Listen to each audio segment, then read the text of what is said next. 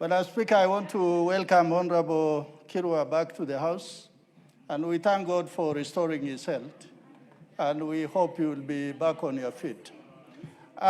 Madam Speaker, let me thank the President for this very important address he made to the nation from the floor of this House. It is important for us to say the truth as it is.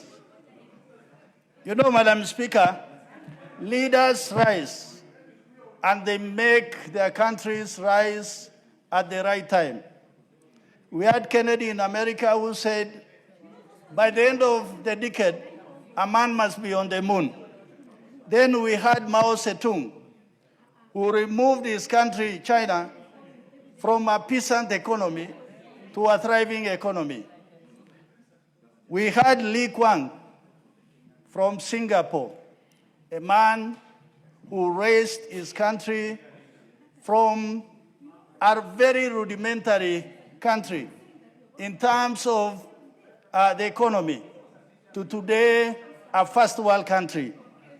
Madam Speaker, Clinton, when he became the president in the 1990s, he said the economy is stupid, and he transformed the American economy.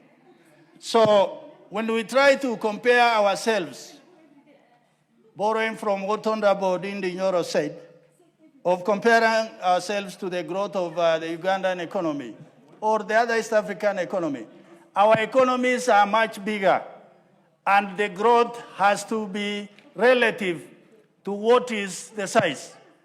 And that is why our economy cannot grow at 7, 8, 9, 10%, if really it can grow at 5% and it still meets its strategic objective.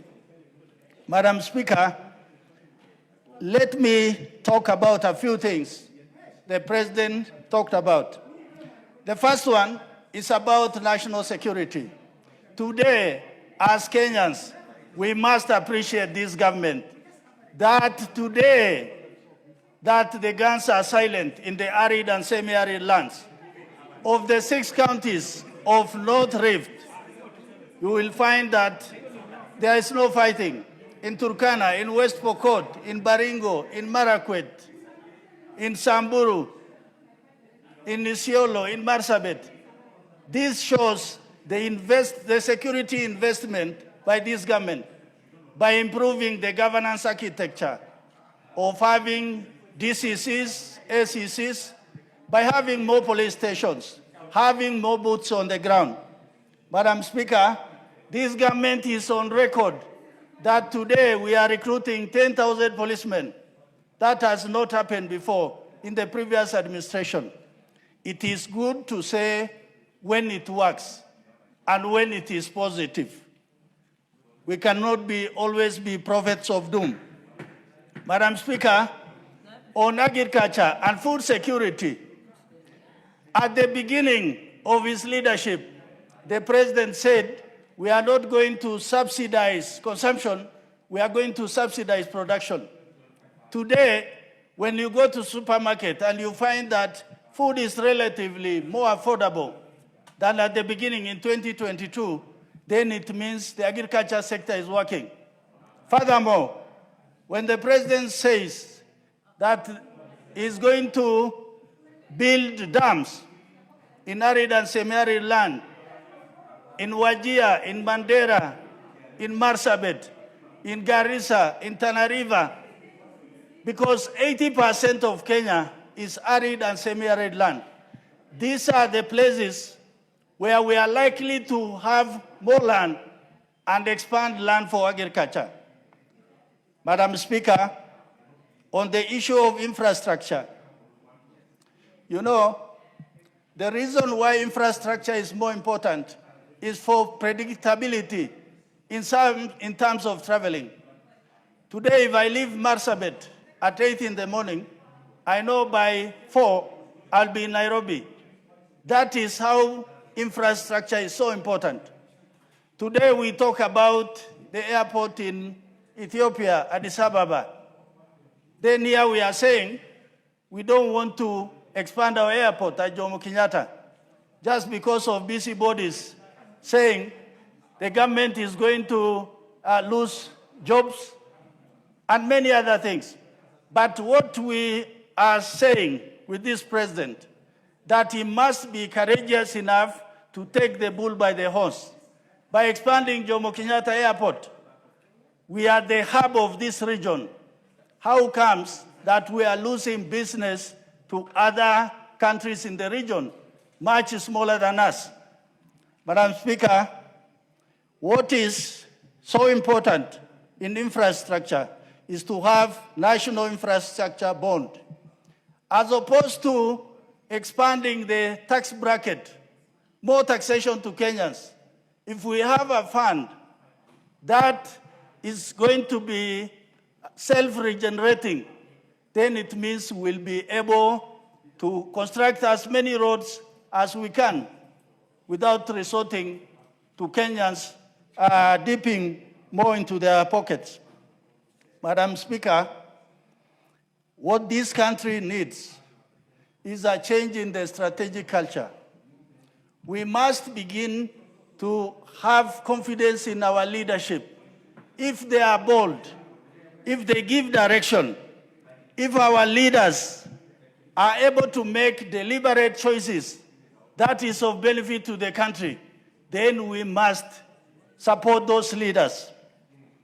Madam Speaker, the issue of investment in the human capital. We have the TVET, the Nyota program, and many other programs that is supposed to help the youth to be on their feet and eventually to be able to walk.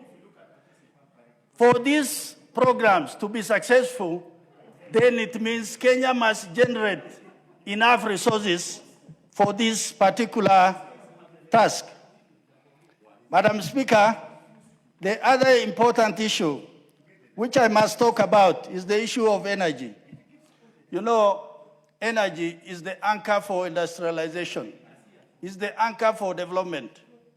Honorable Kainan there talked about the issue of Wajir, but Wajir is not the only towns in northern Kenya that are dependent fully on generators.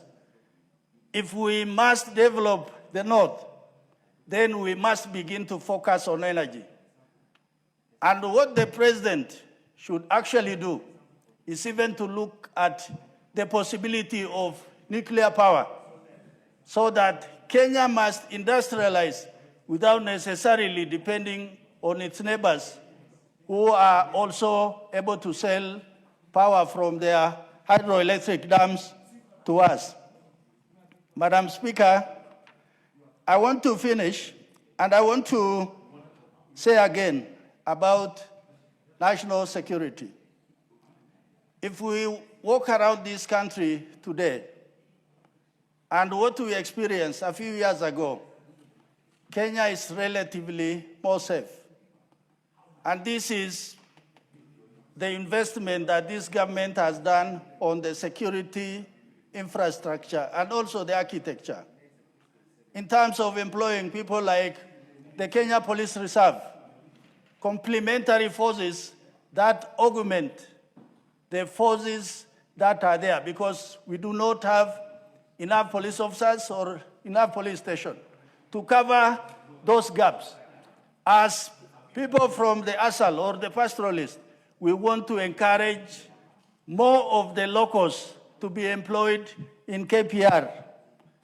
There are also issues like mobility, force protection for our National Police Service and our security forces to be able to engage in difficult situations without being in harm's way.